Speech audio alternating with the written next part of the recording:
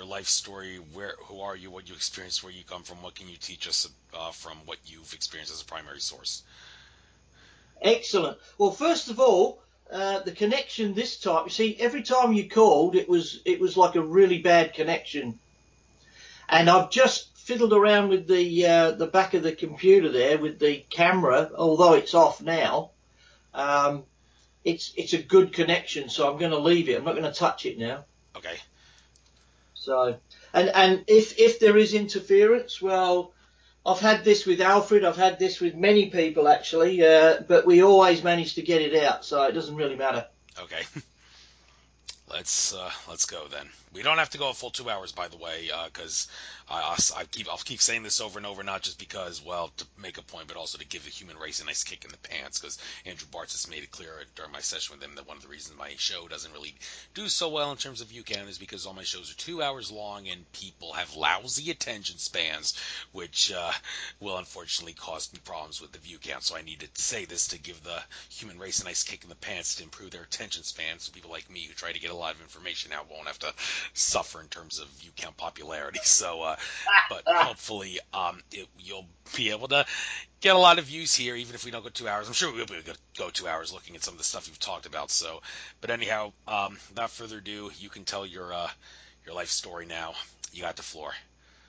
Okay, and the sound's good, is it? Yes, it sounds fine now. Beautiful. Okay. Well, I was originally born in England, in the northwest of England, in Manchester, way back in the last century, 1959. And I only spent 4 years of my early life in Manchester because my parents moved to the south of England. And little did I know that a lot of my experiences happened in those formative years, but it wasn't until I was, crikey, about 55 that I actually put all the dots together. So we emigrated to Australia as a family in 1969, and we're in South Australia. And so we've actually been here almost 49 years now. So if people are wondering why I don't sound like a Mancunian, it's because I've spent most of my life in the Southern Hemisphere. So I do sound English, which is unusual because most people lose their accent. But I reckon I was about 50 years of age, and probably, yeah, about 50 years of age when I started to awaken as such. But when I look back on my life, there was many, many instances where I could not explain what was going on. And I was trying to put them together because there had to be some rhyme or reason why it was all happening. It doesn't just happen and you're the only one, because as individuals, we all feel that we're the only one, because obviously you get ridiculed if you say, I did this or I saw that or whatever. And I suppose, you know, in the 60s, the 70s, and even the 80s, you were ridiculed pretty bad. So I did have an incident in probably 72, 73. I'm not exactly sure when, unless I have a regression, but I did see a UFO. Now, it wasn't just a UFO. I was actually sitting on the driveway with my two sisters and the three girls from next door, and we were just having a bit of a chat. And there was an oval or a playground, if you like to call it, and in front of our house where we used to play football, cricket, soccer, you name it. We played everything over there. And the sun was going down, and it was starting to get a bit dark. And towards the east is the Adelaide Hills. And we heard some children on the far side of the what we call the oval, and they were moving across. And do you ever remember in the old days they used to have fireworks where you could buy them, and they were called skyrockets. You'd put them in an old milk bottle, light them, and they'd go up like a rocket into the sky. Well, are you there, Andrew? Yes, I'm on and there, and I'm always on. Okay. Going to be on mute when you're talking, so people don't hear me breathing or whatever. So, yes, That's okay. fireworks like that. You were asking Yeah. me. Well, I have never actually bought fireworks myself. I mean, as far as whether the stores will sell them in Pennsylvania, I'm actually not really 100% sure if they would sell the kind you're talking about, but. So. Well, I was talking the 70s. I mean, they don't I'm sell. I'm only 31 years old, man, so I've never been. Okay. Okay. Okay. So yeah, back in the 70s, they used to sell them quite regular to the public, and you know, every fireworks night they used to let them off. As opposed to these days, you're not allowed to get them, and people seem to get them and let them off at all times of the year. But anyway, back to the point in case, I stood up and I said to the girls on the driveway, I said, oh, it's a skyrocket. Someone, you know, the kids have let a skyrocket off. And I heard this whoosh sound.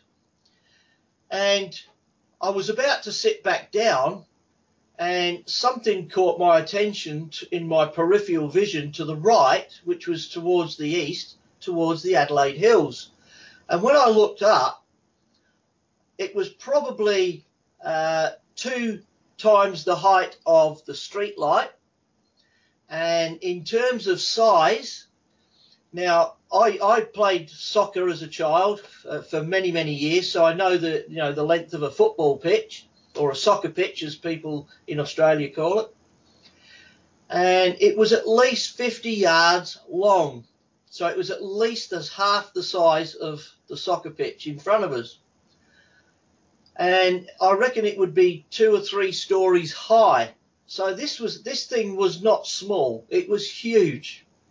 But what caught my attention was not the fact that it was huge. It was all the red, yellow, green, blue, violet, white, you name it. Every single colour on this universe was swishing around underneath this massive UFO. And I stood there and it fascinated me, and I was trying to, take it all in. And it wasn't until I sat back down that I realised that I'd actually mentally connected with this thing, whatever it was, because I remember watching it, and then the next minute I'm thinking, please don't go. Please don't go. And it was as if I got a message back saying, it's okay, we'll be back soon. You're okay, you'll be fine.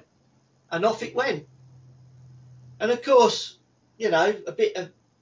probably an hour later, my parents had just come home, and I was in a hurry to tell my mum, because my mum used to listen to everything I used to say, whereas my dad probably was like, yeah, sure, mate, sure. So they didn't quite believe me, the fact that I'd seen a UFO. I mean, if I'd seen a small dot in the sky, fair enough, but the way I was explaining it, they said, oh, no, it could never have happened. Not round here anyway. So the next night on the 6 o'clock news, what happened?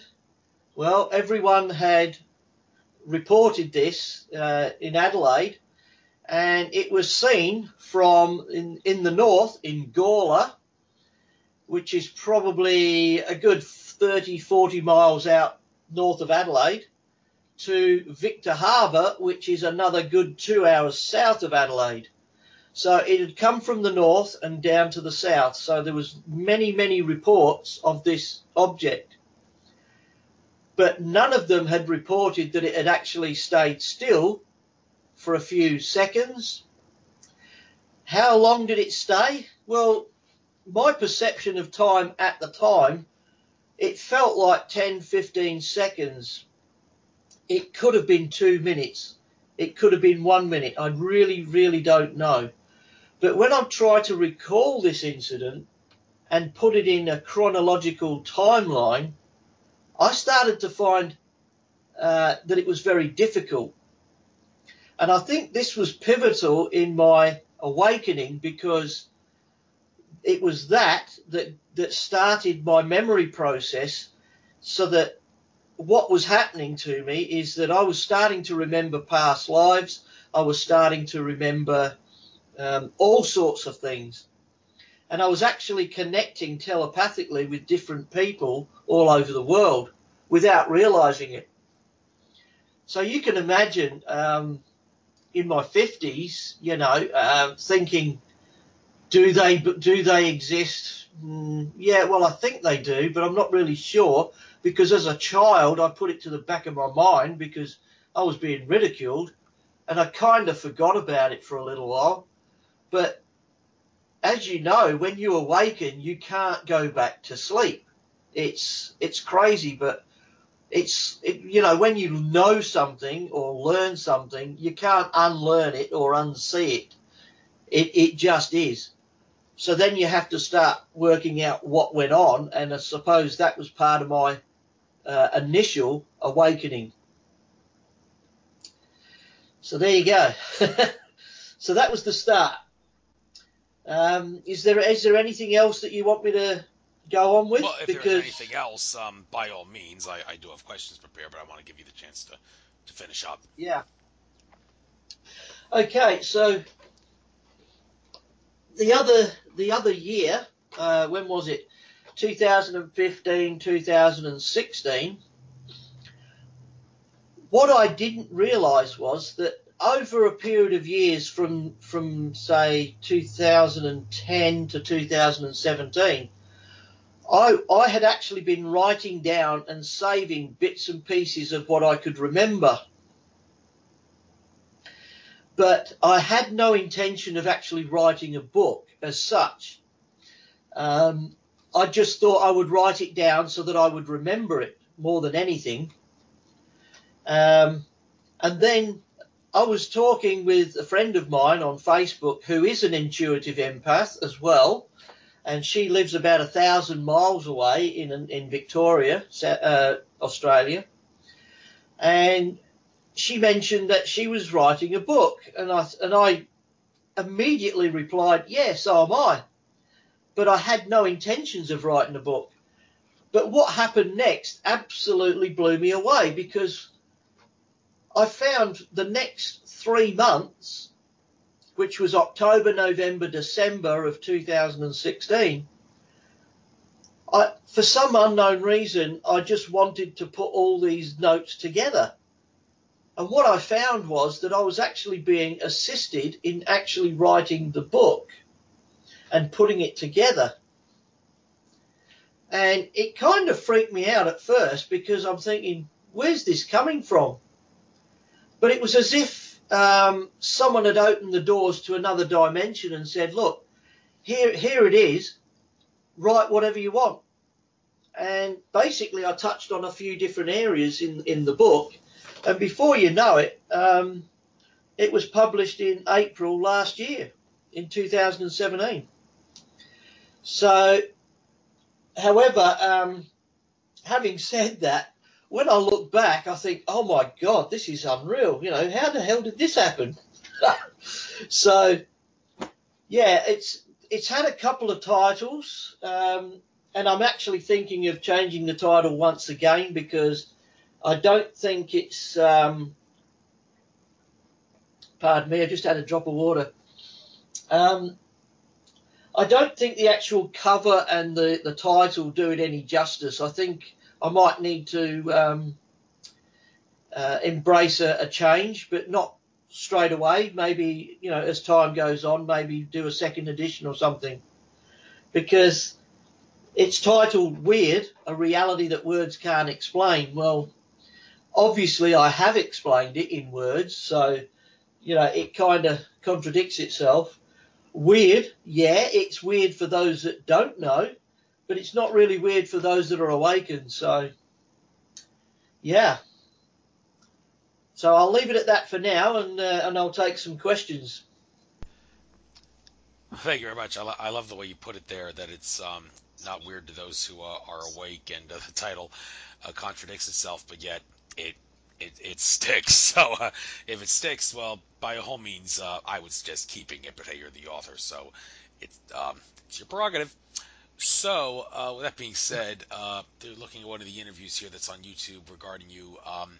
Positive ETs are here to assist with our dimensional ascension. Okay, now this is a subject that has been driving a lot of people crazy, and even I have been driven crazy by this, because I've had people on my show, and well, I hate to single him out again, but I might as well, because I see that he's actually a mutual friend on Facebook with me and him, Reku Salandic. Yes, he made a lot of people get really excited several years ago when he came on my show, and also some other programs, including Alfred Weber's, when he said 2017, for all intents and purposes, all that stuff that Andromeda Council contactee Tolek said would happen in January 2014, where we'd all transform into crystalline beings and all whatnot. And well, that never happened. And Reiko Zaladic kind of made us think that, well, it's only being postponed until 2017, and that's when you can enjoy the 4D Ascension. And well, January 1st, 2018 came around. We're still in these meat suit bodies, and Reku Solanic seems to have disappeared off the face of the earth. Anybody trying to get a hold of him on Facebook will not get any sort of a response. And well, all right. But my point is, this whole thing about, oh my God, we're going to transform and go through ascension. Everybody's like, oh no, we've been down this road again. I don't want to hear it again. And even Andrew Bartzis made it clear that, the Akashic Records reader made it clear that 2017 was the year hope dies. And what he meant by that was that it would be the year, like ever since 2012, the Mayan calendar end date, lots of people had a feeling that we're going to like transform, ascend, we're going to be abducted by aliens and taken to great worlds and all that. And well, none of that stuff happened.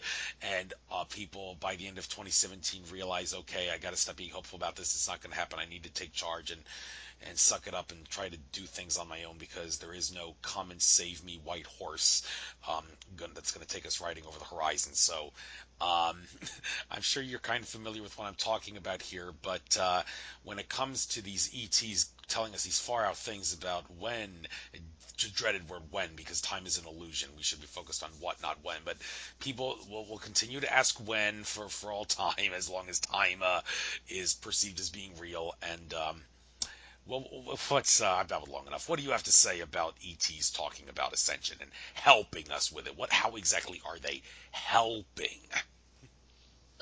Okay. Look, I've been through that whole metamorphosis that you've just been talking about as well, and I've actually been just as disappointed as everyone else. But I've got a different take on it altogether. And the way I look at it now is that what we've got to understand is we're not a human being as such. We're actually a living, interplanetary, interdimensional soul that has incarnated on this planet. And we've all come for different reasons. Okay? We all help and teach one another in various forms. Now, I've tried to explain this to many different people privately, and it sends them crazy, because their perception is the mainstream media. And we all know that the mainstream media has been absolutely controlled out of this world, all over the world. And you want to see the crap that's on Australian TV regarding America. I find it, well, there's a part of me that finds it humorous, but then there's a part of me that's serious and says, no, this is damn right sick. But getting back to the question at hand, on a personal note, I know why Ray is no longer with us, and that's because he did have a medical condition. Now, I'm not suggesting that anything physical has happened to him, but I believe that he wasn't too well, and that if he does recuperate in time, he will come back. So, and you've got to understand, people get ridiculed all the time. And all these other people that you're talking about that get messages from ET, well, I don't get messages from ET. I want to make that 100% clear on this show. Okay? The information that I get is my higher consciousness, which is me. Okay? And the biggest point I want to make here is this. We are channeling ourselves, nobody else. And if you're getting information from any other source, just be wary. It can be genuine and it can be really, really bad. Okay? So having said that, there's many facets to this. Where do I start? Well, at night time when you go to sleep, you're actually floating around in the lower fourth dimensional reality. In fact, some people can do it while they're awake, but you're asleep, that's where you reside. And there's a lot of entities in that dimension, and there's people that have passed over that don't know they've actually died, and they're still wandering around aimlessly, wondering what the hell's going on. Especially those people that have been killed in wars and were killed without realizing they died. Then there's also the entities that David Icke talks about that actually come into existence in the 4D and can metamorphosize into anything in your imagination. Well, for those that actually are able to ascend as such, are actually those that tap into their higher consciousness, which is the 5D. Now, currently, my life at this particular moment in time, I also live the third dimensional reality, because otherwise I wouldn't be here talking to you right now. But there are moments during my conscious living time where I slip into the fifth dimension. And the reason I say that is because ascension is actually a state of mind. It's not a physical manifestation that, say, Tolek was talking about. So, you know, with humans, we all have misunderstandings, and I honestly believe in the truth movement, there are so many people out there right now giving different versions. It's no wonder people in the 3D are getting confused, getting angry, or just downright annoyed at the whole shebang. But what we've got to understand is, and I'd like to make this very, very clear, imagine, if you will, there's 360 people, right, representing the 360 degrees in a circle, and they're all stood in a massive circle. And we've got three actors in the middle. And they're told to walk from different angles and to communicate with one another and to pass one another. Well, imagine, if you will, one of them brushes past the other accidentally and knocks him over. Then one of them reaches down to help him get back up, but obviously there's some dialogue, and immediately following there's a fracas and there's a bit of a push and shove. Okay, we've just given the picture. Now we ask the 360 people in the circle, what did you see? What did you hear? And those people will give you at least 360 different versions of what happened, and yet they all witnessed the same event. Okay, so this is what we've got to understand, is we all see things differently. Okay, just because someone has a different point of view or an opposing point of view doesn't mean they're wrong. It doesn't mean they're right either. What it does mean is that everyone that is actually putting themselves out there, regardless of what they're saying or channeling or feeling or whatever, they all have an element of truth. The only reason it's different or upsets people is because it's not their perception, and maybe they haven't attained the level where they're needed to actually discern all pieces of information. So I guess in closing, I'd like to say that I believe that every single person that's put themselves out there has actually 100% believed everything they've said. But we're looking at humanity as a whole rather than individuals. And humanity as a whole needs a lot of growing up and a lot of waking up to do. Okay? And if you could relate it to growing up in general, they're still at the belligerent teenager stage where they're still, you know, think they know it all, but they don't.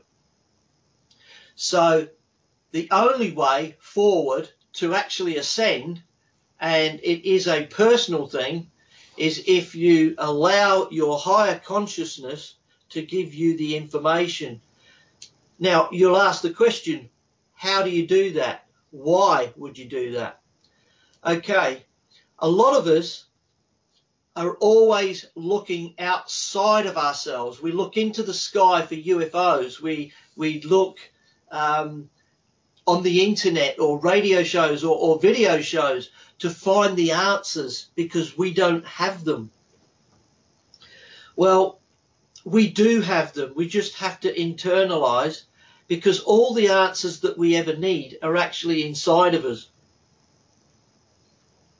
And it's when you tap into that you realize some amazing synchronicities come to play or come into play. I mean, the synchronicity of you actually contacting me and me being on this show was absolutely incredible when you look at the universal timing, because I was actually on holiday when you contacted me, and when you wanted me to do this show was the perfect time for me to sit down and have a chat.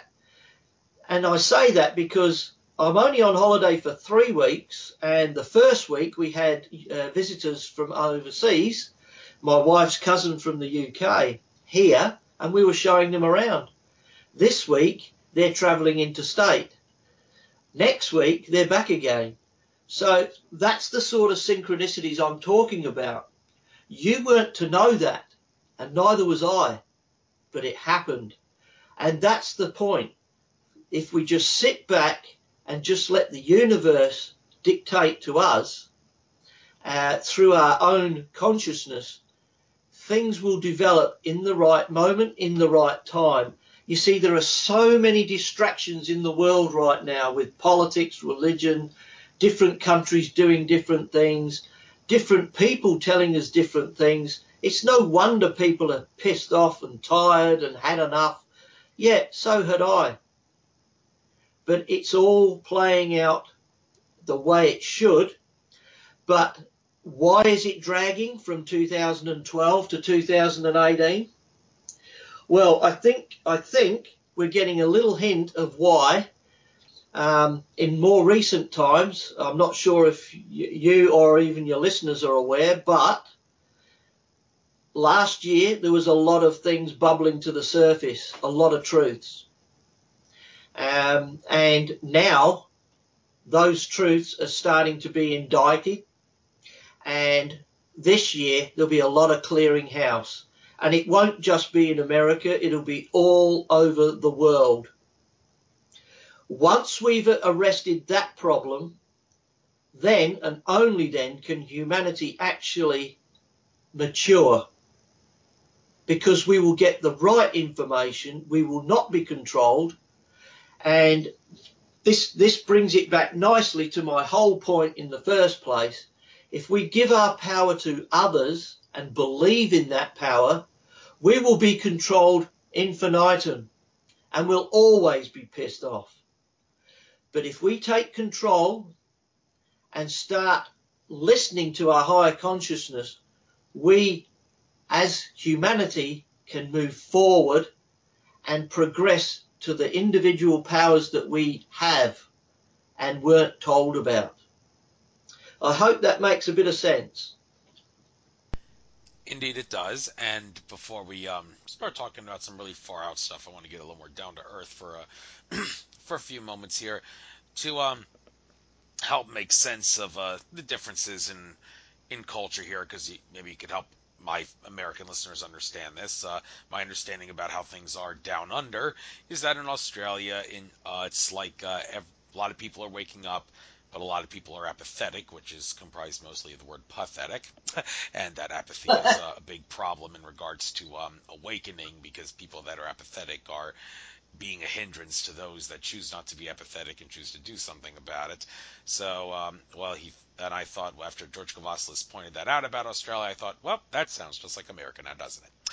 But I heard you say earlier that like the stuff that they talk about down in Australia about America, it's pretty jaw-dropping. Now, there are some countries out there that are alleged to not be allies of the Roman Empire of the modern era, that is the United States corporation masquerading as the American government, if you want to be technical. And the thing is that I lost my train of thought. But the difference between them and the news reporting about in America of other countries of America, like RT, used to be called Russia Today, now it's just RT. They basically try to paint America in a bad light, but they're not really doing it to create. They're doing it to create division, is probably the right way to put it, because like if they expose something bad about the American government on Russia Today, then people in America that try to say, well, I got my news from Russia Today, that's going to create division, because Americans who are loyal to their country would say, oh, you're getting your news from Russia? What's the matter with you? Well, I'm no fan of Putin, but I mean, I will say that people have pointed out that Vladimir Putin has recently, maybe in 2013, some say, had like a Valiant Thor type meeting with ETs, and unlike Eisenhower back in the day making a mistake of not doing what the ETs wanted, when Valiant Thor had the meeting, Putin decided, okay, maybe I'm going to try to take sides with the good ETs. He's not free from malevolent extraterrestrial influence, but I'm sure that the good ETs are helping Putin more, and it's kind of some of the good things that Russia Today is doing, RT Network, exposing the Roman Empire of the modern era, that is the United States corporation masquerading as the American government. But when I hear Australia is exposing like things about America, I'm thinking, well, wait a minute.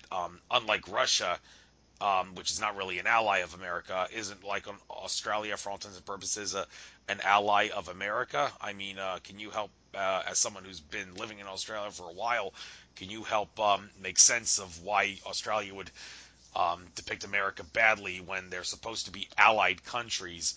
And in general, do you have anything else to say about your country and its awakening relative to the rest of the world? Okay, just very quickly, I'll touch on the political side that you mentioned.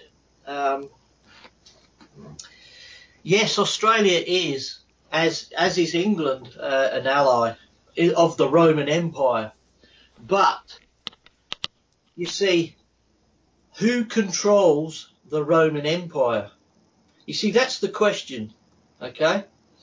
And who controls the world banks, and who controls the religion, and who controls the media? You see, that's the big question. Now, I know, but as you know, when you're in this movement, you've got to be very careful when you say things, because there are many people that get targeted. So what I will say on that is that we know who they are and they know who we are. And it's a massive fight for control. And the media is the one that's influencing countries like Australia to believe a narrative that's not true. And the reason they can do that in this country is because it's a relatively new country. 250 years old, and there's lots and lots of distractions here, like great weather, lots and lots of sports, two major political parties that basically dominate everything. And people are starting to get, to say enough's enough. But the problem is there's so much distraction and good weather here that people get lazy and they just say, nah, it's okay. I'm not going to get involved. And that's what they do. But then you get people like myself who will put it out there privately and sometimes publicly. And yeah, we get bashed, we get knocked, we get laughed at. But the thing is, it's not about that. It's about seeding the consciousness of those around us. And that's far more important to take the knocks. I mean, if you play a football match, regardless of whether it's a soccer match or a gridiron match, you know at some point in the game that you're going to get knocked. You're going to get hit. And, depending on how hard you get hit, depends on where you are. So, we know we're going to get hit, but we do it for the betterment of everybody. We don't do it for individual gain. I have to make that 100% clear. So getting back to Australia, Australia is a very, very spiritual country. And I don't know if you've ever heard of Stephen and Evan Strong from Forgotten Origins, have you? No, can't say that I have. Okay. Well, I'm going to mention these guys because they're very good friends of mine. They're archaeologists. Excuse me, I'm just eating a grape while I'm talking. But they've come across some amazing finds here in Australia. There are some in South Australia, there's some in New South Wales. And in particular, you've heard of Stonehenge in England? Who hasn't? Exactly. It's a sacred site, yeah? Yeah. Yeah. Well, here in Australia, Stephen and Evan, along with the original elders here in Australia, have actually uncovered a site in New South Wales that is a standing stone site that is far more sacred than Stonehenge. Yet in the 1950s, the Australian government ordered the farmer to bulldoze it down. Now, that was just complete ignorance on their part, but it happened. But luckily, there was a man called Slater in the early 1900s that had actually already seen this site and mapped it out stone by stone. So it is possible to put it back together, every single stone in its original place, and that, believe it or not, will activate one of the biggest portals on this planet. Now, just recently, they had a massive conference, consciousness awareness conference in Uluru, which is Ayers Rock to my overseas visitors. That is also a massive spiritual place. And if you don't believe me, you just ask Laura Eisenhower, who's just come back to America from Uluru. And just recently, she's posted up photos of George Cavassalis as well. So these guys were actually there, and I can attest because I've been up that part of the country, not just recently, but in the past. It is a very, very spiritual country. And Stephen and Evan have got evidence of not just the standing stone site, but they've actually come across 2 skulls that do not fit any description on this planet and have different DNA. They've also done DNA samples to disprove and have the scientific evidence to confirm this, that the original peoples were the first people seeded on this planet. believe it or not. And the guys that had the out of Africa theory were totally wrong, because when they did the tests on the DNA, and I'm trying to think of the word, it escapes me for the time being, but there is a scientific term that when they test the DNA, they realised that the people from Africa didn't actually relate to the rest of the world as such. So I may have got that a little bit wrong, but what I do know is that the Australian originals were the original people on this planet, seeded by the Pleiades.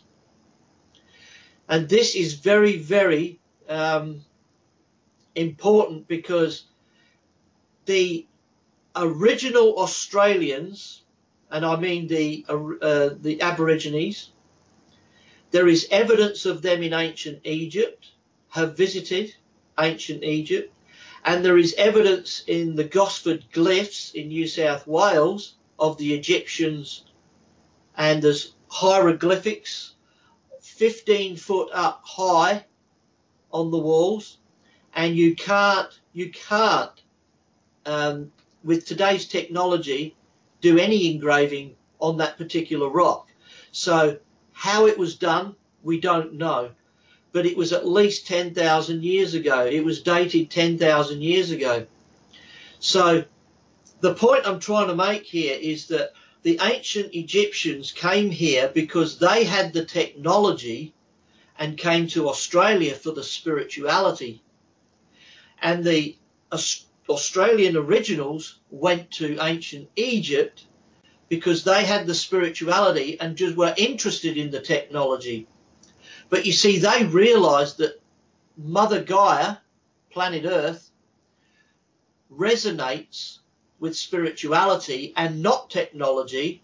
And the proof of that is that places like Atlantis and Lemuria were destroyed in nuclear holocausts, because we've been down this road before. It's happened many times.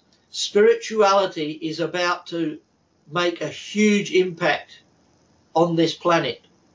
And that's why now more than ever, we're actually clearing the planet of all this evil and Roman Empire, whatever it is.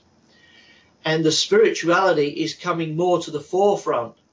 It's taking a long time for people to wake up because there's many distractions.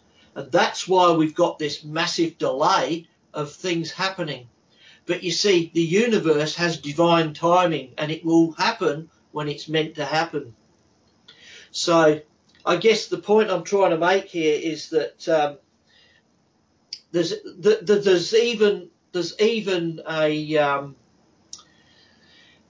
in the, not the Adelaide Hills, but the Flinders Ranges in South Australia.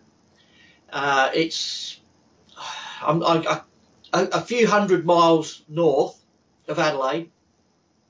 I'm not exactly sure how far, but there are grid points and ley lines all over the world, as many spiritual people would know. And one of the major grid points on the planet is grid 44, which is in the Flinders Ranges. And do you think you can get anywhere near that site? No. The Australian government will not let you go anywhere near it. And the reason they won't let you go anywhere near it is because it will activate the spirituality. So there's a lot of us down under that are trying to awaken people in different ways. But I guess the biggest point I want to make, and it gets back to politics again, is that the only country to have any right to Australia, and that is because they're the only country to have signed an agreement with the original people, is Egypt, believe it or not, because of the ancient Egyptians. They were here, we were there, and there was an agreement. Now, if you were to tell that in modern politics, that, you know, to say Queen Liz and the royal family, they would probably come down on you like a ton of bricks. because they've taken control of this country and the Roman Empire around the world. So I'm about bringing spirituality forward, but unfortunately, as part of the dirty work, I have to expose those that are interfering, and legally, if you believe the legality system, they're allowed to do that. If you fight against the legal system, they throw you away. But is it really legal? No, it's not. And it gets back to common law and all that sort of stuff too. But generally speaking, what I'm trying to say, the point I'm trying to make, is that Australia is the beginning of humanity. And they're getting more and more scientific proof every single day. And the government is choosing to ignore it. And they're actually threatening people like Stephen and Evan with jail time if they try to expose it any further. Now, how ridiculous is that? I mean, if this information rewrites world history, who does it harm? No one, except those that are controlling us. Well, their time is coming up, and it has come up, and they're being rounded up now. And I hope that brings a little bit of perspective to what's going on in America right now, and what will happen in this country and in the Middle East and in Europe. Because these people have been denied their history and what was going on. And the universe is basically saying, you've had your time, now's the time to awaken. Now, are we all going to wake up? Probably not. Because at the end of the day, we've all got free will. And if our free will decides, nah, that's bullshit, I don't believe any of it, then fine. That's it. Your soul will come back and go through all this crap once again, like we did with Atlantis and Lemuria and so on. But for those that want to ascend, it's a state of mind. It's a state of mind. Once you know, you know. And I had Stephen and Evan here in Adelaide a few times, and they had some rocks that were emanating some brilliant energy. And the energy was so great that we were all buzzing a week later. Now, you can't make this stuff up. I mean, initially when you see rocks on a table, you go, yeah, sure. Right? And I must admit, I was pretty skeptical myself. But then we had people there with, the divining rods where you're looking for water. They were going absolutely berserk in presence of these rocks. We had electronic devices trying to ascertain how much energy is being emitted. And this was all filmed. And then we asked the universe if the stones were allowed to communicate. And believe it or not, it happened. You could. I wouldn't say you could hear physically, but for those that are actually spiritually aware, you can feel a buzz in the air. You can just feel the energy. I suppose the best way to describe it is if you, for example, you've got a balloon and you rub the balloon on your shirt and you feel the static energy. Well, it was something similar to that sort of energy. You could feel a buzz, and it lasted for a whole week. So you can't make this stuff up. And Michael Tellinger, who's a great friend of Stephen and Evan, and also David Wilcock and Corey Good, he was on their show on Gaia. He mentions about the silica rocks and how in the modern world we have silicon chips in computers. because they store information. Well, guess what? These rocks actually store information.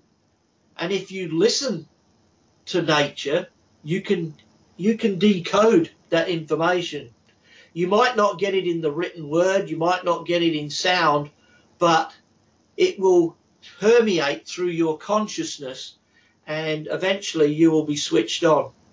So, yeah, where did I go with all of that? Well, you went on a pretty far out trek there. I'm glad I asked you about Australia and to clear a few things up, because I learned a few things there myself. And in regards to people in Australia like being the first and not Africa, somewhat related to that, the whole idea that the Australian Aborigines are the only humans on planet Earth that can actually claim no star family connections. They are strictly, their DNA is strictly down to earth, literally and figuratively, because the Aborigines are the only race. It has been said that if you check their DNA, they say humans are genetic royalty. We have the genetics of all sorts of different ET races out there, and that's one of the reasons the ETs are so interested in Earth. But Aborigines are the unique exception to that. In Australia, they have strictly Earth DNA, no other planet. And do you know anything about that characteristic of Aborigines? wow, I'm really glad you asked that, because yeah, you just reminded me about what I needed to say. I like to call them the original people, because they don't like the word Aboriginal, okay? Because they are the original people. Absolutely, their DNA proves it. But they, in the dream time, and the dream time is basically song and dance, and they sing to the country along the ley lines. They open up the portals, they open up the spiritual energy. So, getting back to the history of Australia and the Roman Empire, we're taught that Captain Cook came here 250 odd years ago and decided, you know what, this is England. It's going to be ruled by the sovereign crown, and this is our country. And basically, the original people have been treated, for want of a better word, they've been treated like shit. They've been pushed around, shoved out into the outback. They've been poverty-stricken. They've given them alcohol. They've given them really, really harsh conditions to deal with. Yet the racism that I see today is born from the fact of ignorance, of learning what actually happened. And when you realise that this country was the original place and they were the original people, it's no wonder the Crown decided to get rid of these people, kill as many as they could, or shove them out into the far reaches of the country and demonise them so that there would be division and racism. And unfortunately, as we approach Australia Day here in Australia, which is on the 26th, yeah, that's tomorrow. Wow. Not for you guys, but it is for me. So there's a lot of division and racism in this country because of that. But getting back to the spirituality, in the dream time, they talk about the 7 sisters, which are the star patterns of the Pleiades. And they often talk about the Pleiadians and how they seeded this planet. Now, this is information that I got. How true is it? I don't know. But it does make sense when you tie it all together. You see, Earth has been hit by many, many meteors. How can you explain a massive rock like Ayers Rock just growing in the middle of a country, and literally in the middle of a country, that is massive and there's no other rocks around. How do you explain that? Okay, so it makes sense that it was a meteorite and it hit planet Earth and went bang. Now, if you use the analogy of an iceberg where above the water you see Ayers Rock, okay? But underneath, there's about 3 or 4 times amount of rock that has penetrated into the Earth. And that is what seeded humanity on this planet. Now, that is subjective, obviously. People are going to, say yes, no, get stuff, whatever. It really doesn't matter what people think, okay? And the reason I say that is because we've all got free will. But when you listen to the original people, they talk about this all the time. Now, why do they talk about it all the time? That's the question. Is it because it's true, or is it because it's a great story? Well, who knows? One day we'll all find out. But the thing is, they are so spiritual that the Standing Stones rock site that I was talking about earlier being far more important than Stonehenge, and the reason I claim that is because usually when you have a stone arrangement or a sacred site of any description, it's usually sacred to those indigenous in that area only. But this sacred stones site, up until the 1950s, had every original tribe in Australia would travel by foot to this site once a year to do ceremony, song and dance. Why? Because it is the massive portal, the only portal, the first portal on this planet. Secondly, all indigenous people in the world, whether they be the Inuits, the North American Indians, the people even in Africa, all indigenous tribes once a year have come to this country and done ceremony on the Standing Stones. Since the 1950s, they've had to move elsewhere. Where? It's a secret. Why? Because if it's made known, the Australian government or the Roman Empire would put an end to it.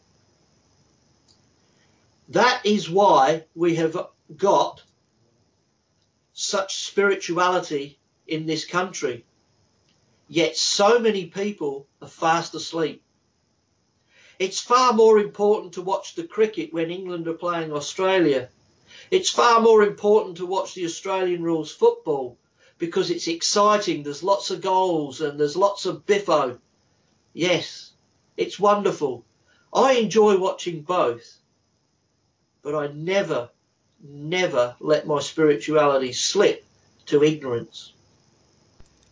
I hope that helps. Yes, well, you couldn't have said any better. I feel the same way about myself. I'm kind of having a very, very hard time not paying attention to the gridiron football world now because I'm from Philly and the Philadelphia Eagles are in the Super Bowl, and nobody except people in New England want the Patriots to win the Super Bowl because all they do is cheat. And it's interesting. I actually sent an email to former a Facebook message, I should say, to former Eagles D tackle Hollis Thomas, saying, "Can you make a big stink about how where your evidence is that the reason you and the Eagles lost 13 years ago to the Patriots in the Super Bowl is because they cheated?" And he actually sent me a thumbs up. Wow, interesting. That would be nice. Although at the same time, I realize I can't let this take control of my life. There's other more important things. Although I will say, though, I do feel that if the Eagles win the Super Bowl, it may actually be a good thing for a couple reasons. One, the Eagles' primary color is green, and green is the color of the heart chakra. So if they win the Super Bowl, people are going to be seeing a lot of green, and that's good for heart chakra purposes. And also, I mean, you got the Eagles, a team that's decimated by injuries and has made it through thick and thin and held together through brotherhood versus the Roman Empire of the sports world that is the New England Patriots, led by a mad scientist of a football coach, Bill Belichick, who cheats a lot. I mean, I think that the Eagles' Super Bowl victory may actually bring the spirit of 1776 back to America and the rest of the world. So maybe the bread and circus, as they call the Super Bowl and sports in general, well, that's only looking at it through a bad way. I'm just giving you a nice way to look at it. And, well, I hope I encourage you and your folks down under that are going to pay attention to the Super Bowl to root for the Eagles. Why would you want to root for the Patriots unless you want to be a slave or you stand for slavery? It makes no sense. And cheating and lying, it makes no sense. So well, that's just something to point out. What? Do you want to say something to that? I will add to that. Look, there's a disclaimer, obviously. I'm a huge sports fan. Don't get me wrong. I love the my dad took me to Old Trafford in Manchester before we came to Australia to see Manchester United, and I was very fortunate enough to see the great Bobby Charlton, Alex Stepney, Brian Kidd, Dennis Law, Georgie Best, and they won the European Cup that year. So yeah, I follow Manchester United and my hometown Rochdale, which are in the lower leagues, and my uncle is a director with them, so I follow them closely. I follow the local Aussie Rules team here, the state team and the national team, but I don't follow it religiously like, oh, I've got to sit down and watch it, or I've got to, I do pay attention to it, and I give it the attention it probably deserves. But once it's over, once the game's finished, that's it. I'm back into the researching and back into the spirituality. So, and that's my free will. I can do that because I've had people, have a go because, oh, you preach this about spirituality, but I see you at the football. Yeah, you do. I am human after all, for Christ's sake, But that's my point. We all have free will. And as long as you don't have the blinkers on, you're fine. So enjoy the moment. Enjoy the 2 hours, 4 hours, whatever it is. And then as soon as it's finished, fine, go back to being normal again. So, yeah.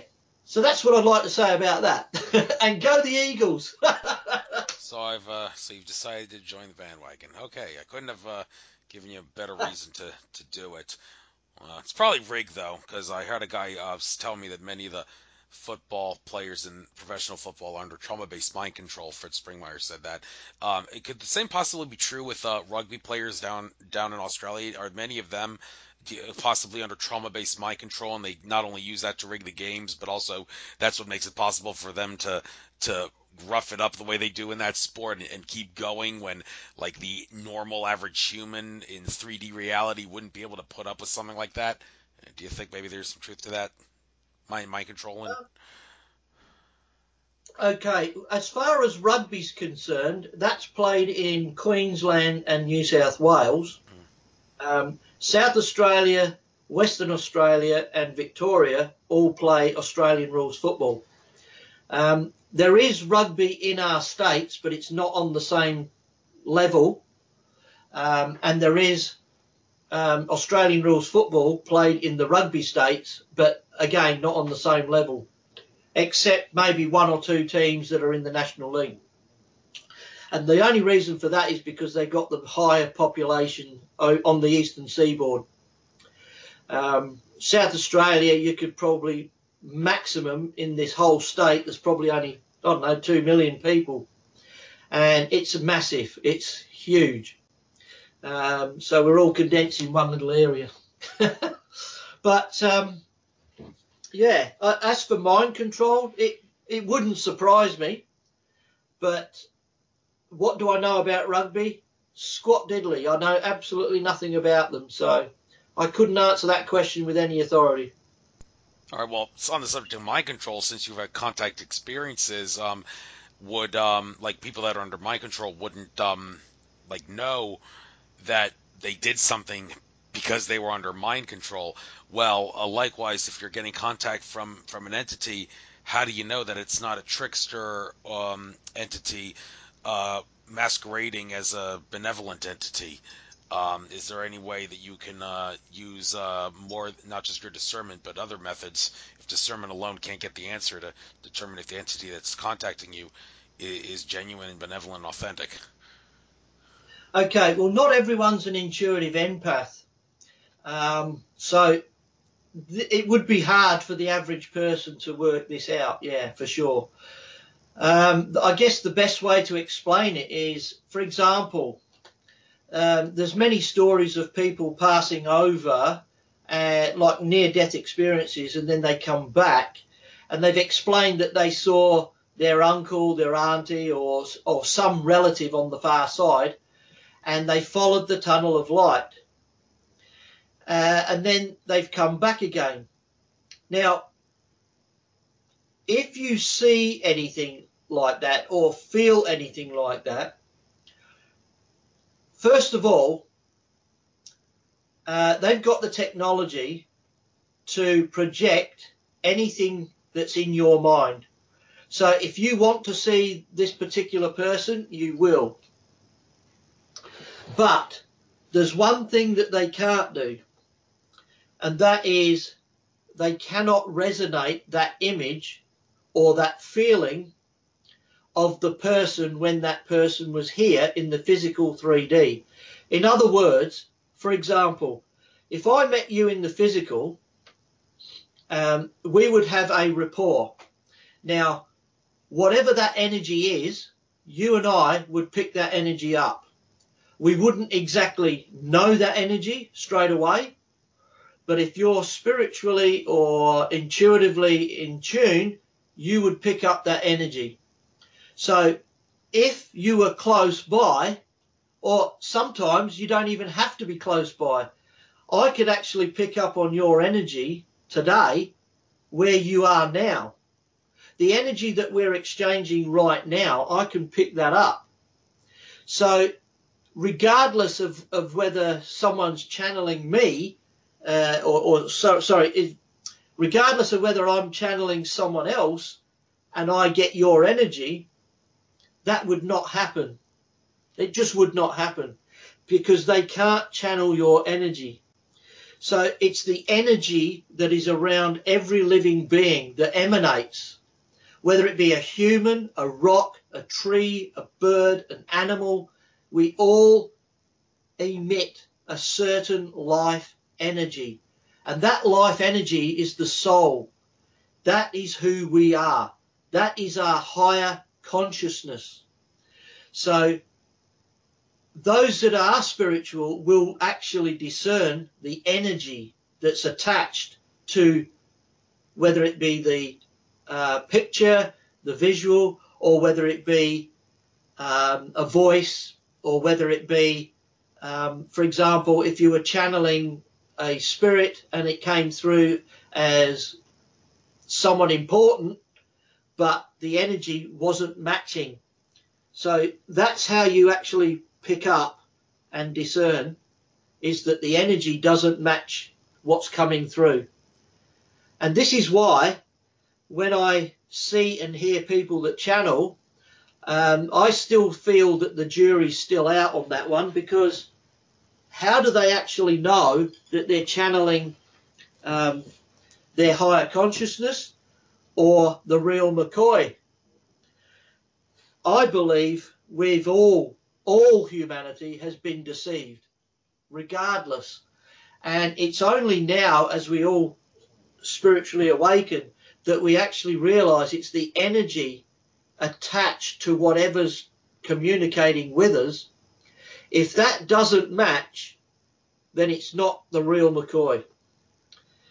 I hope I haven't confused you with that, but I believe the people that channel truly believe that they're channel. For example, I know someone personally in another country that says they channel one of the archangels. And it's like, yeah, do I believe it? Well, I'm not really sure, because how do you know what they're feeling? How do you know what energy is being emitted when this person says they're channeling that archangel? So that would be my question to that individual, friend or not friend. If you are channeling, make sure that the energy matches what that being is.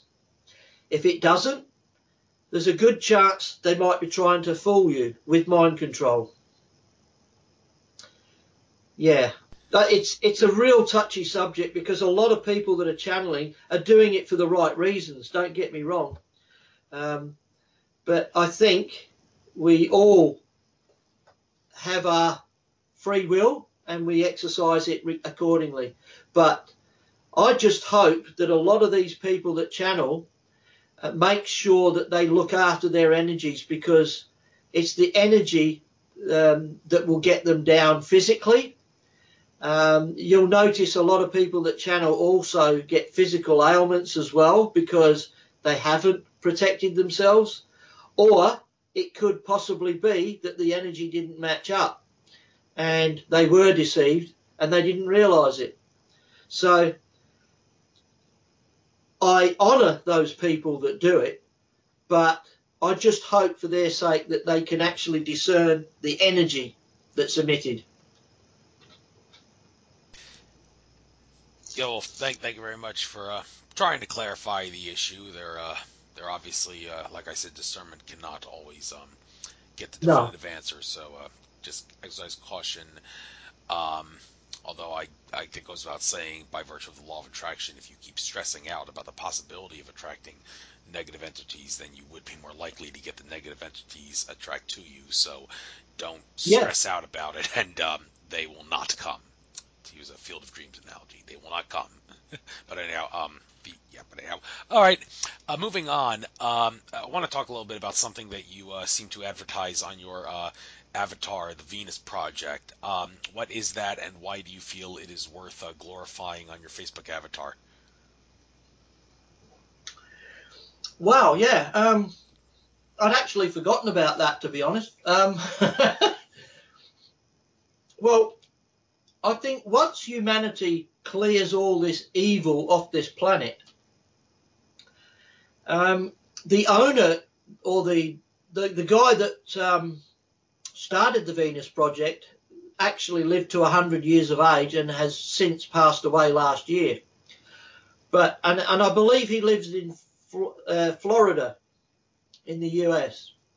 So, and he came up with a system where in society you can live a utopian way of life. You don't have to have oh gee, I haven't looked at this for many years, so I'm a bit sort of rusty on this now.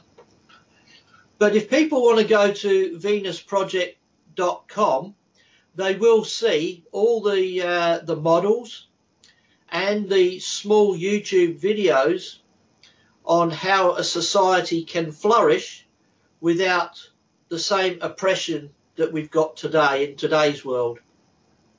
I guess that's the best way to describe it, because we all want to live without crime, without having to lock people up, without having people murder each other. You know, the only reason we've got so much crime in society is because we are suppressed.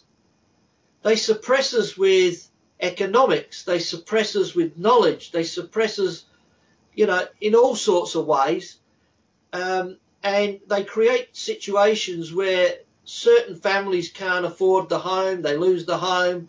So naturally they're going to go out and try to look after their families. I mean, how do you think Australia was first started in the Roman Empire. You know, in Britain, in the early 1800s, people were, or even the 1700s, were flogging a loaf of bread just to feed their families because they were starving to death. And once they were caught, transportation, bang, go to a foreign country. Most of those people didn't even make it to Australia because it took 2 years by a sailing ship to get here. But those that did survive finally got here. And this is what makes me laugh. I know I've veered off the Venus Project, but I will get back to it. But Australia was founded by convicts and the Crown Guards. But you see, they're in a foreign country 12,000 miles away from Mother England. So what do? Well, the guards are here, maybe with their families, maybe not. And when the prisoners are eventually allowed into society, the criminal elements actually get involved with the constabulary. Well, isn't that a coincidence? Well, I don't believe in coincidences, but for those that do, isn't it such a coincidence that this country was founded on convicts and maybe crooked police? And here we are, 200, 250 years later, wondering why we're all suppressed. Interesting. I'll let you draw your own conclusions there, but that's the whole point, is we need to get away from that. And I think, what was his name? Jacques. I can't remember his name offhand, but he's the one that came up with this fantastic utopian lifestyle where we can all live together in harmony, where a 3-year-old, a 50-year-old and a 90-year-old can go to the same class and learn how to play guitar, as opposed to 3-year-olds being in preschool and a 90-year-old being retired. Why do we segregate people? If people want to learn, let them learn. If people want to contribute, let them contribute. If people want to sit down and be lazy bastards, let them. It really doesn't matter, because in the Venus Project, there is a small requirement that you do, I think it's 2 to 3, maybe 4 hours of community service per week. Now, I'm sure if you could have free food, free technology, free education, free healthcare, and all you had to do was contribute 4 hours max per week, regardless of age or disability, I'm pretty sure most people would put their hand up. So, yeah, that's what Venus Project's all about. So, yeah, I decided to celebrate when the Venus Project asked us to put it on our pictures. I decided to advertise it, yeah, for sure. Thank you very much. Also want to ask you a couple of more things about Australia to understand how you folks down under handle something up here in America that's becoming a really serious issue, the whole immigration issue. Now, interestingly, we're all in America. We can all travel amongst the several states, and it's not considered to be immigration when you go from state to state. No passport required. Yet if you have to cross the border, be it Canada into America or Mexico into America, or vice versa, then you got to have some sort of a passport. I would presume that Australia is pretty much the same thing when it comes to people of Australia moving through the territories. No passport or anything required, but if you want to cross the border, which is obviously a land-ocean border, because Australia is a continent, Yeah. a country in of itself, then you're going to have a passport. I do believe I've heard something about Australia. It's not as bad as it is in America, and like Europe, Sweden's been really devastated by the whole migrant influx of people, Islamic radicals and such, not being vetted at the border, and like making the country really uncomfortable with rapes and Sharia law and all the rest of it, giving Islam a bad name and making the country suffer. So the whole idea about traveling to and from Australia and how Australians view the border security issue, because it's obviously different than American border, because we got ocean and land. You guys just have ocean, and traveling amongst the country. How is it viewed there? Wow. I'm going to upset a lot of people here. But yes, you're absolutely right. You can travel freely within each state. That's not an issue. But when you cross the ocean, obviously you need passports. We do get a lot of refugees on boats, and they come through, they filter through Malaysia, basically. And we do have a place called Christmas Island, and the national government have set up a detention centre, and they detain these people if they capture them. They don't capture all of them, but if they do. There's a huge outrage, or public outrage, that a lot of these people that are coming in illegally are getting, free houses, free jobs, free cars, you name it, or better health care and all that sort of stuff, than people say, like myself, who've been working 40 plus years. Look, I understand that anger. I really do. But let's look at the bigger picture. Why are these people fleeing their countries? They're fleeing their countries because we are allies with the UK and the US, and we're bombing the crap out of them. So isn't it a wonder that they're flooding Europe and flooding Australia, flooding America? Absolutely. So, you can't have it both ways. If you bomb someone, sure, they're going to retaliate. But we've got to look at the bigger picture. You see, I used to get angry for so many years about this crap, until I realised, why are we bombing them? There's some sacred sites and there's oil in the Middle East. And it's that controls.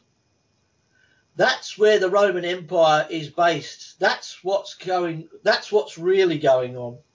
And I'm not going to mention it on air because, if we are being listened to, they're going to do all sorts. I know they will. But there's a country in the Middle East that basically runs this control mechanism.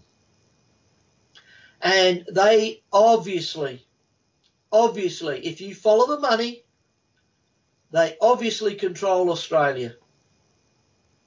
The Australian government bows down hand and foot to these people. And regardless of politics, well, before I get to this, the UK does the same. And so do most Commonwealth countries. They bow to this control system. But regardless of politics, we've got to look out for humanity here. We have to stop this control mechanism because it's not doing the world any good. And the portals are due to be opened in Australia in 2018, which is probably why Spirit or the universe lined it up so you could talk to me today, so that I could put that out there into the consciousness. You see, the Standing Stone site is about to activate. And when it does, the next port of call is Uluru, the centre where it all began. Now, once those two sites are activated, it will go around the world on every ley line, every song line there ever was. And spirituality will take over and people will wake up. The downside, if the government and the control systems of the world get their way, we've got two other options. And they're not good. One is absolutely catastrophic, and one is a very, very bad, rough, rocky ride, and another probably 4 or 5 years to get this shit sorted out. And that's why it's been taking so long. Now, you're seeing in America what's actually happening. Now, regardless of politics, and I don't want to get involved in American politics because I don't know anything about it. All I'm concerned with is that control system needs to come down. And I've said it many, many times before, regardless of whether you like him or hate him, that Trump fella, he had the money to fund his own campaign. They needed a candidate, regardless of policies or politics, they needed someone strong enough with leadership qualities that could fund their own campaign. He did that. They also needed someone who was arrogant enough to stand up to the system, who was patriotic enough to do so. He was asked to do it, and his ego was so damn big, he accepted. That's great. He's actually dismantling everything that the control system has basically had in place. And systematically, it's going down one after the other. Once that's down, then they can start running the country and the world far better. And then you can stop with the division of politics and start thinking collectively as a group of people and run it yourselves. And that's, well, I did go off on a tangent there, but it's so important for people to realise that immigration into this country, it's created so much division in the public here, and hatred and racism, and yet I hear people say all the time, but I'm not racist. I just don't want them getting stuff that I'm not getting. I've earned it, they haven't. Oh my God, when are you going to wake up? When are you going to mature? That's my line. When are you going to wake up to this? It's not their fault. It's your government's fault for listening to the control system. And I keep harping back to that. And I think you know where I'm coming from. But yes, I'm very, very passionate about the spirituality. But in this third dimensional reality, you have to poke the bear. You've got to poke the bear to get that bear out of here. You can't let that bear keep us in fear and sat here in ignorance. I'm sorry for going on a bit of a tirade, but yeah, that's what it means. Oh, you're allowed to go on a tirade. I do it all the time. But I like being mad, which is a good thing as long as I get mad for the sake of having an adrenaline rush to overpower the cabal, in which case I am not giving them my energy because I am getting mad for the sake of overpowering them. Yeah. So anyhow, okay, but want to get into something you mentioned earlier. I jotted it down here on my notepad because I found it interesting. You actually asserted the cabal is getting rounded up. Okay, well, where are you making that assertion? I mean, some people say, well, yeah, there are mass arrests, but they're mostly catch and release, just to show them, okay, that cabal, your time is up, but we're gonna let you go, just to not stir the pot too much or something. So, to what extent are they being rounded up, and where are you making that assertion? Okay. I suppose when you connect spiritually, you tend to work in the astral, yeah? Yeah. Okay. I work in the astral all the time, and I've been attacked many times in the astral, and I can discern the energy of that attack. I'm noticing more and more now that I'm not being attacked in that same way. And being an intuitive empath, I'm able to tune into the energies. And I feel that I'm being guided to follow all sources of information, and I will leave it at that because I don't want anyone listening to figure out how anyone would find out this information. Because even if I did tell people, they would look at it and go, ah, that's bullshit. Nah, that's not real. But like I've said, we've all, say the information is out there on the big wide web, and we go back to that analogy of the circle, that information is in the middle. So I go to all sources of information and I do that whole 360 and I try to look at it from different angles. And because I'm an intuitive empath, I try to follow the energy back to the source so that I get the energy or the vibe, as is how people would put it. I mean, when I was a youngster, I was in a rock band, so, you know, I know the vibe, you know, the vibration of the music. It was great, right? So I know that sort of feeling. So that vibe is what I get when I get these sources of information. Now, not all the time does the information come through as 100% correct. What I do is in my discernment, I take what resonates with me, in other words, what resonates with the spiritual vibe for the betterment of humanity, and whatever else is in there, I chuck it out and dismiss altogether. Okay, and by doing that and connecting with people worldwide and putting it out there into the consciousness, they too eventually are able to do that themselves. So it's not a case of, where did you get the information and why did you come up with this hypothesis? Well, it's not a hypothesis. It's not even an opinion. It's just I trust my higher consciousness and the vibe and the energy that I get from it. And as long as that resonates with me, then I'm able to impart that information. But if it doesn't, then I'm just going to dismiss it altogether. So I hope that helps.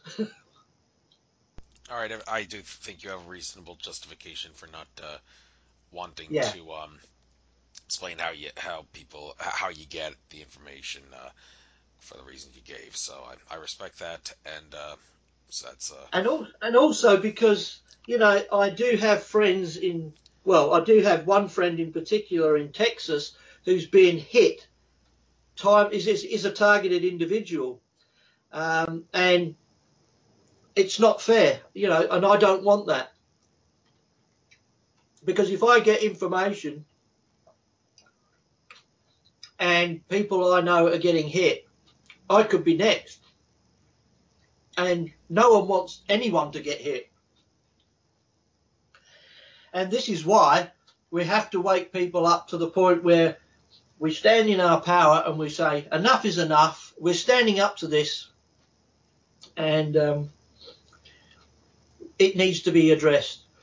And actually, we've hardly talked about anything that was actually in my book, but my next book is called Searching for the Truth, and a lot of what we're discussing today is what I've been writing about. So there you go. Well, since you mentioned that we haven't really talked a lot about what's in your book, I can give you maybe another 20 minutes before we call it a show, because then we'd be approaching the 2-hour point because we started like 15 minutes late. But anyhow, if we have not talked about what's in your book, then by all means, I want to give you the chance right now to give a nice verbal abridged version of your book on my show right now, so that information can be given out to all those people who aren't bookworms and can't sit down, discipline themselves to sit down and read a book and need to get their information through something like a show. So why don't you talk about that?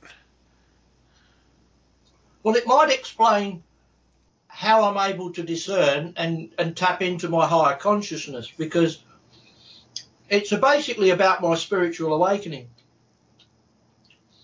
And like I said to Dr. Sam Muggsy on Blog Talk Radio a few years ago, I can remember vivid an image that was projected into my head. Now, is this real or is it mind control? One has to discern that. But it kept coming to me that I was being led into a room, a dark room, and there was two entities in purple robes, and there was a taller entity in a white robe, and then all of a sudden there was a hologram of the earth appeared in front of me. And I was asked repeatedly, are you sure this is what you want to do? And are you sure this is where you want to be? And I had two choices. The first choice was I could have an easy life. I wouldn't get into too much mischief or trouble, and everything would fall into my lap and I'd live a very comfortable life. But it would be, pardon me, it'd be harder for me to wake up. Or I could lead a very interesting life and a very challenging life with lots and lots of problems, so that I would wake up and that I could help others. And I chose the latter. So that's what I did. But in this vision, if you can imagine Google Earth, you see a hologram of the earth, and then all of a sudden it zooms right in and it goes right down to the house and into the kitchen. And I see my mother and father. And my mother my dad was sat at the table and my mum was serving up the dinner. And I said, yes, that's where I want to be. And bang, I was born. Now, people say, yeah, righto. Well, when I was born, I probably was less than a year old, and I'm wondering why my mum, my earth mum, was having to attend to me. I'm thinking, you know, what's going on here? Why are you looking after me? Why can't I look after myself? I was still getting around the concept of being human, and a baby at that. But the soul and the mind was far greater and far more knowledgeable, but was still getting used to the idea of being human. And this is why they say in the first 5 years of a child's life are the most important. Because once their true self is recognised, then they can progress. But isn't it a coincidence that we actually start the school system at the age of 4 or 5? Yeah, and they bash the living crap out of you, tell you what to do and how to do it, and then you go to work and do the same, and then you retire and you're pretty much stuffed. That's why people aren't waking up. But there are rebels like me that do wake up along the way, and we push the boundaries no matter where we are or whatever we do. So, yeah, I've always been a bit of a rebel, but that vision has always hit me, and that was part of the second part of the awakening, was realising that these things had happened to me, and I was joining the dots. What else was there? A couple of years back, I had a Reiki session with a girl that I know here in Adelaide, and she was doing the Reiki, and as she was going past the throat area, she said, that's a bit blocked there, fella, you know, the old throat chakra. She said, it's a bit blocked. What's going on here? And I said, I don't know. She said, you do realise you're the only one that can unblock it. And I said, am I? Oh, okay. And then she said, guess what? I said, what? She said, you've done it. I said, pardon me? What? I had no idea. Just the mere thought of it unblocked it. And I just thought, yeah, okay. I was a bit sceptical, so I just carried on. Yeah, fine, okay. She said, no, what you've done is you've opened up the throat chakra so you can actually verbalize what you're thinking. Okay, fine. When she got around to the feet, she was hovering above my feet, doing, you know, I don't know, the way I would explain it is stroking the aura. And she looked up and went, oh my God. And I said, what? What's going on now? She said, you would not believe what I just saw. And I said, why? What did you see? She said, I saw a massive white beam of light come from your third eye, and it went straight through the ceiling.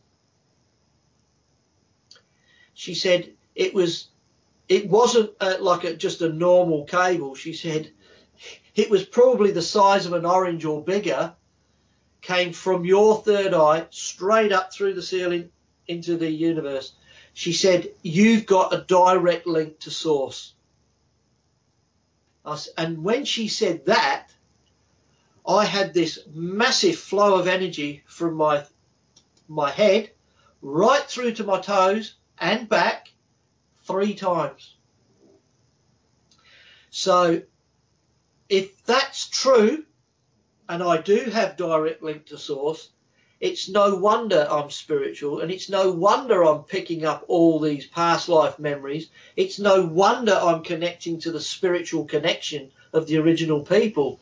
And it's no wonder that I'm able to sift through all the disinformation as well as the information and work out what is and what isn't resonating for the betterment of humanity.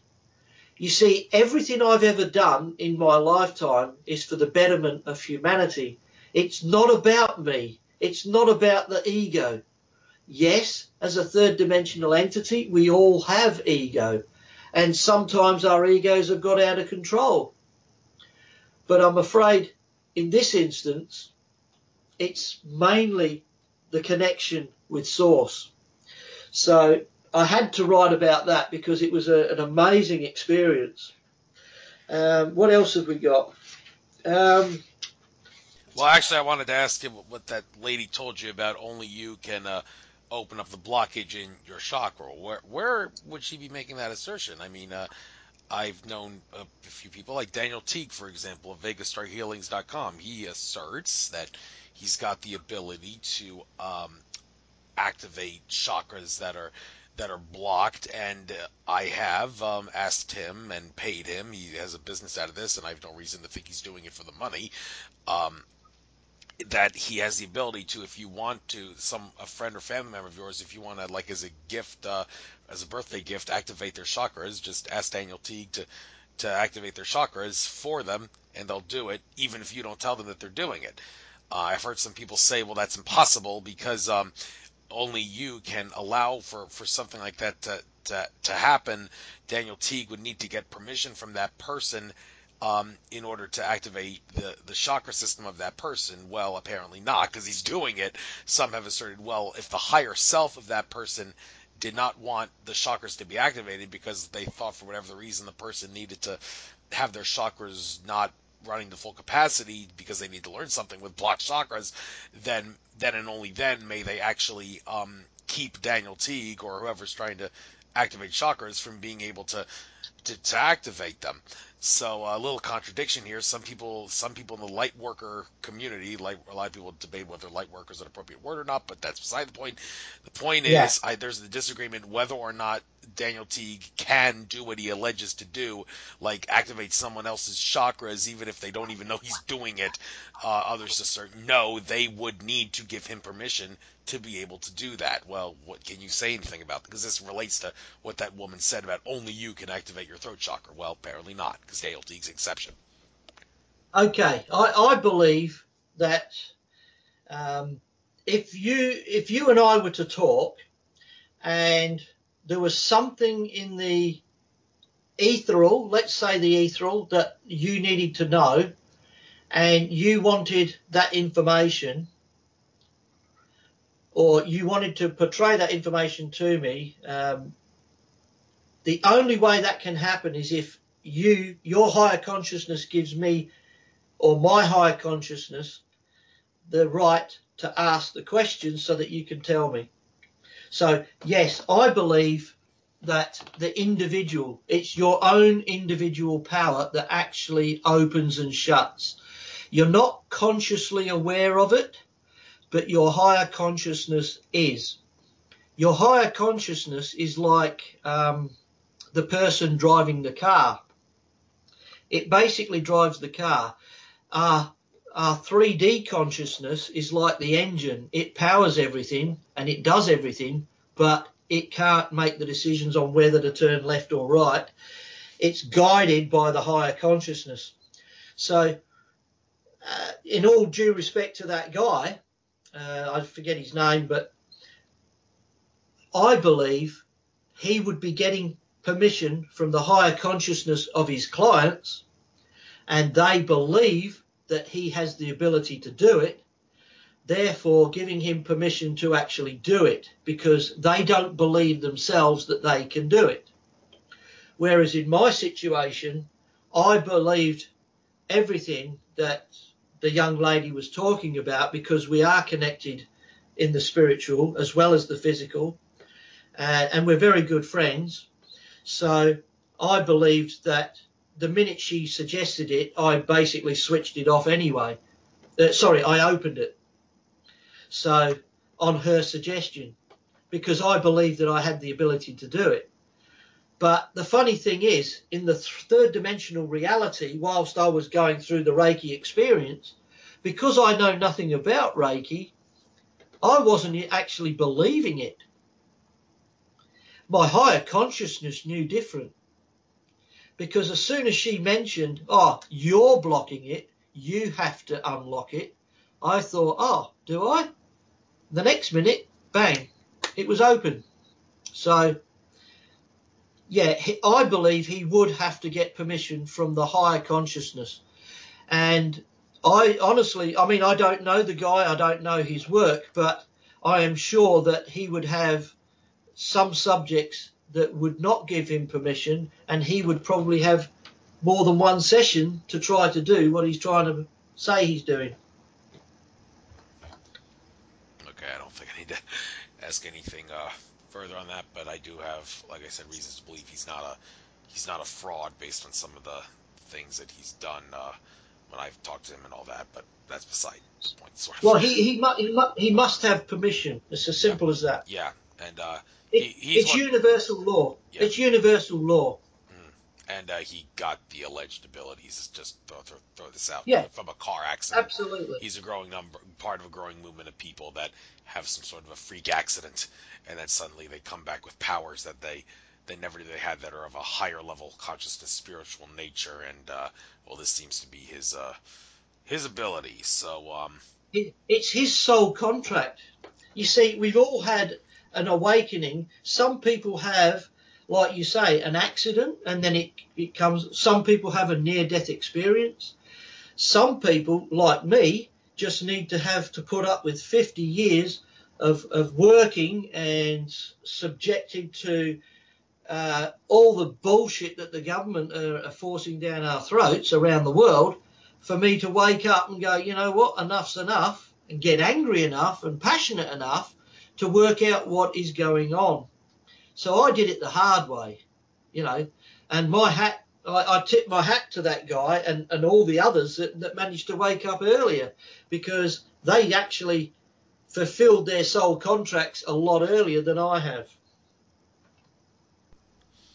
Right. And I guess one more subject, and then we'll call it a show. About one little thing that I saw in a recent video that Brad Johnson, who channels Adronis, did. He talked about something, how like on other high-level consciousness worlds, the idea of privacy, even though it would be respected, it, for all intents and purposes, does not exist, because the entities in higher level consciousness realities are basically willing to share everything. Now, here on Earth, the problem is the government seems, where it's tyrannical, the government decides if you have something to hide.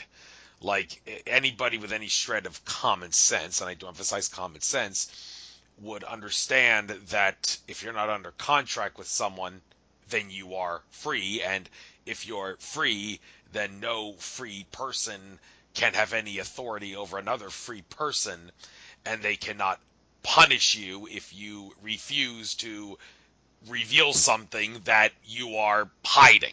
So the problem here is like, well, okay, if I'm not if like I don't have anything to hide, well, the government will decide that even if you're not causing any harm, because the government doesn't like it, you have to you will be punished if they find that you're hiding something. Whereas on another world, that's not going to happen if you reveal the thing, because there is no you're not the other entities in that world. They are not going to feel any desire to punish you, because in their mind, what you have is something that they don't like.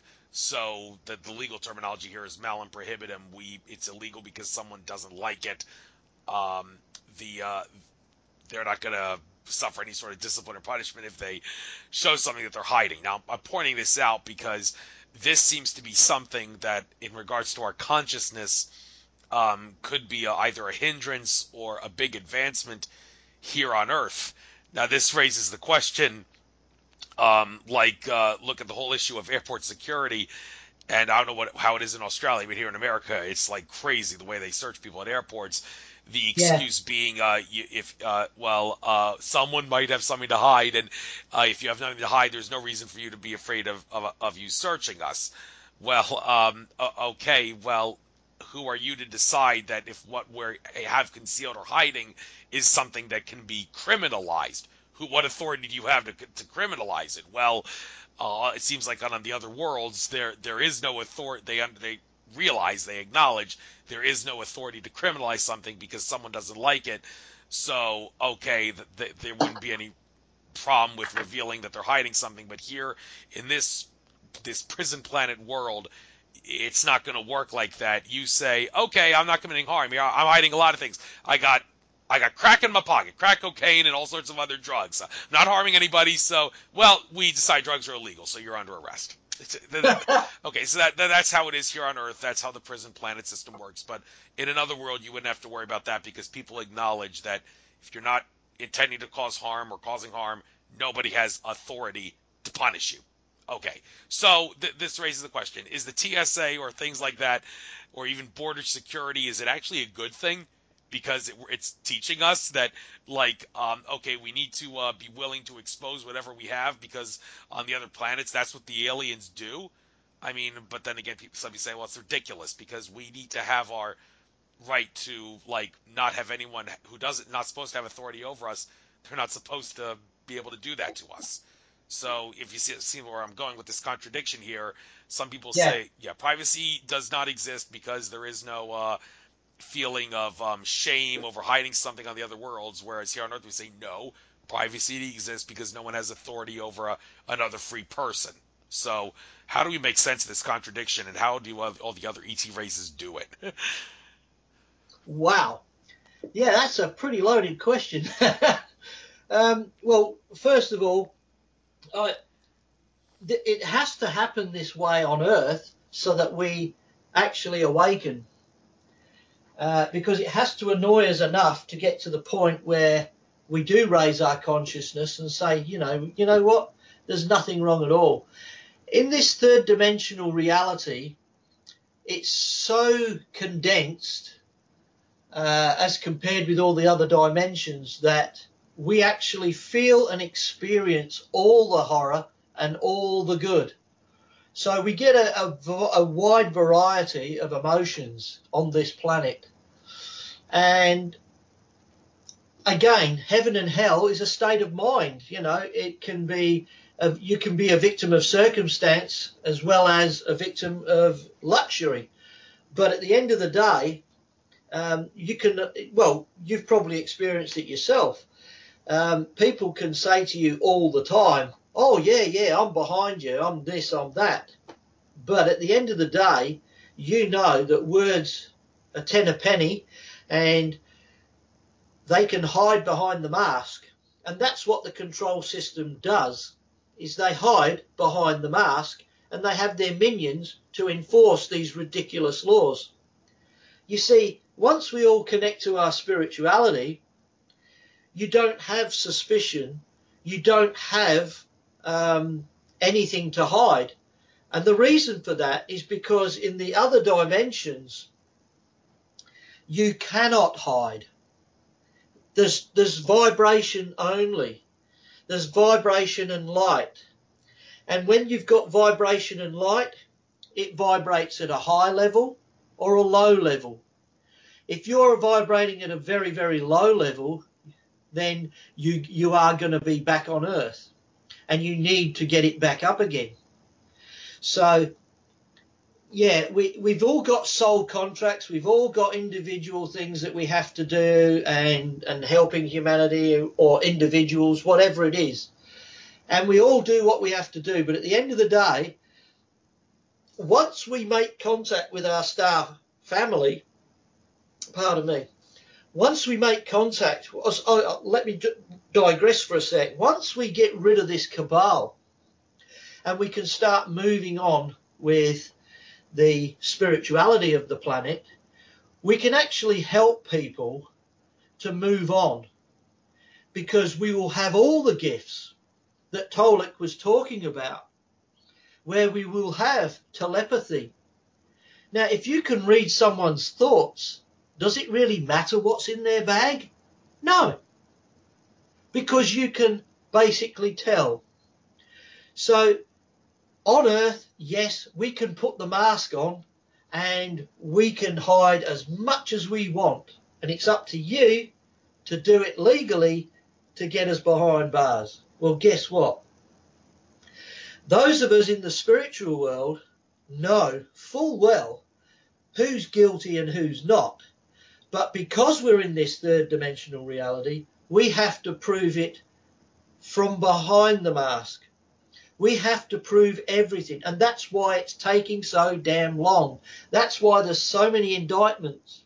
That's why it's taken ages for the military around the world and the police and the good guys in the alphabet agencies around the world to actually wake up enough to what's going on. So yes, you can use the mask on this planet, but when you get out of this planet into other realms, you can't do that. And I can assure you that in those other realms, you're exposed for everything you are. Okay? When you go back to source, you judge. You're not judged by the big kahuna, as we're led to believe. You judge yourself, okay, on what you've done. And if you don't feel that you've fulfilled your soul contract, you're back here again. And I know that because I've been here many, many, many times before. So, yeah, I guess that's, you know, it goes without saying in the spiritual world that you can't hide anything. You've got the gifts of clairvoyance, clairaudience, claircognizance. You've got all the abilities. You can't hide anything. Everyone's on the same wavelength. Everyone's resonating at a higher vibration. So you can't hide, so you don't need police to search your bags.